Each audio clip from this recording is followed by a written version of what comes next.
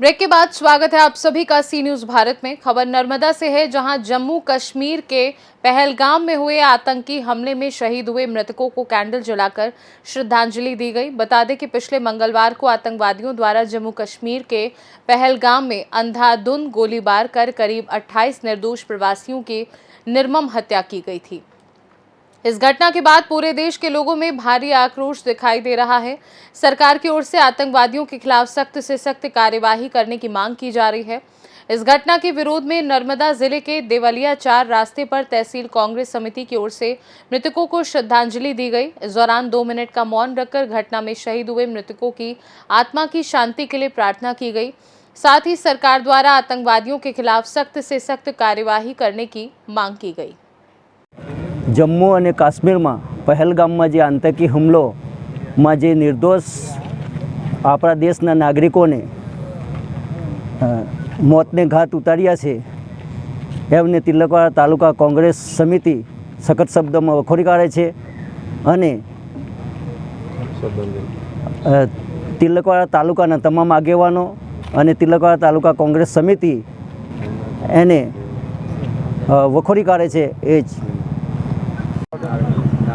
जम्मू काश्मीरना जे पहलवान घाटी में जे आतंकवादी द्वारा जो हुमलो करवामां आव्यो ए हुमलाने अमे वखोड़ीए छीए। अनिंदनीय घटना है। आ घटना में जो कायरतापूर्वकનું काम आ लोकोए करेल छे ए घटनाने अमे वखोड़ीए छीए। तिलकवाड़ा तालुका कांग्रेस समिति भावपूर्वक श्रद्धांजलि अर्पे छे अने भगवान एमना जे मृतक परिवारजनों ने भगवान एमना आत्माने शांति अर्पे एवी अमे प्रभु पासे प्रार्थना करीए छीए।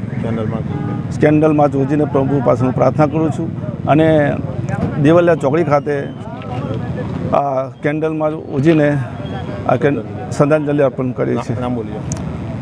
राजेश टीबिल, तिलकवाड़ा तालुका कांग्रेस समिति प्रमुख। देवलिया चौकड़ी खाते काश्मीरना पहलगाम खाते जे आतंकवादी हुमलो करवामां आव्यो छे अने आ हुमलामां आपणा देशना जे 28 जवानों जे आपणा देशना नागरिको छे ए शहीद थया छे।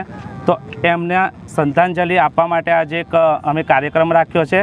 भगवानने अमे प्रार्थना करे छे कि तेमने दिव्य आत्माने शांति अर्पे तेमज तेमना परिवारजनोने भगवान हिम्मत आपे अने आ कठिन समयमां तेओ सक्षम रहे ते माटे अमारा सौना बधाना एमनो जोड़े सपोर्ट छे।